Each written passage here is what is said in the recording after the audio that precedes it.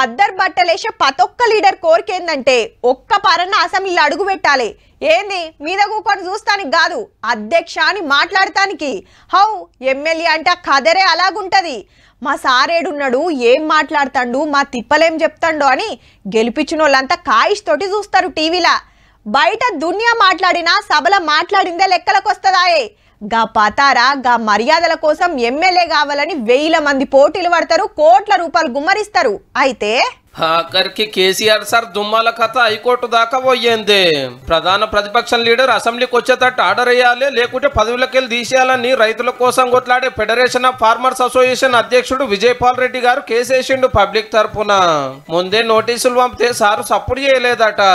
కేసీఆర్ గారు మీరు అసెంబ్లీకి రండి, సమస్యల మీద మాట్లాడండి, ప్రజలు కట్టిన డబ్బులతోని పన్నులతోని కేబినెట్ హోదా తీసుకొని ఫామ్ హౌస్లో హాయిగా రెస్ట్ తీసుకోవడం ఇది ప్రజాస్వామ్యానికి ఆరోగ్యమైన విషయం కాదు. పెద్దసారి ఇప్పుడు ఉత్త గజ్వెల్ ఎమ్మెల్యేనే కాదు, ప్రధాన ప్రతిపక్ష లీడర్ కూడా మంత్రులకు ఎటువంటి ప్రోటోకాల్ మర్యాదలు ఉంటాయో సారు కూడా గట్లుంటాయి.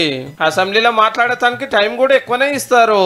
మళ్ళా 10 ఏళ్ళు ముఖ్యమంత్రిగా చేసినోడా, ఎంతో అనుభవం ఉంటది కాబట్టి సర్కార్ కు మంచి మంచి సలహాలు ఇవ్వాలి, తప్పు చేస్తే బాజాప్తా నిలదీయాలి, పబ్లిక్ తిప్పల మీద ప్రశ్నించాలి. కానీ సీఎం సీట్లకెళ్ళి దిగినాక అసెంబ్లీ ముఖమే చూస్తలేడు. అప్పట్లో పారి బడ్జెట్ పెట్టేనాడు వచ్చి మళ్ళా పత్తకలేడు. అరే గిదేంది, పెద్ద మనిషి రావాలే మాట్లాడాలని ఖుద్దు ముఖ్యమంత్రి సారే ఎన్నో మాటలు పిలిచినా వస్తోట్టు. చేత కాకపోతే పదవి నదులుకో, వేరే వాళ్ళకి ఇచ్చేసి, చేత కాకపోతే ఫామ్ హౌస్ లో ఉండు.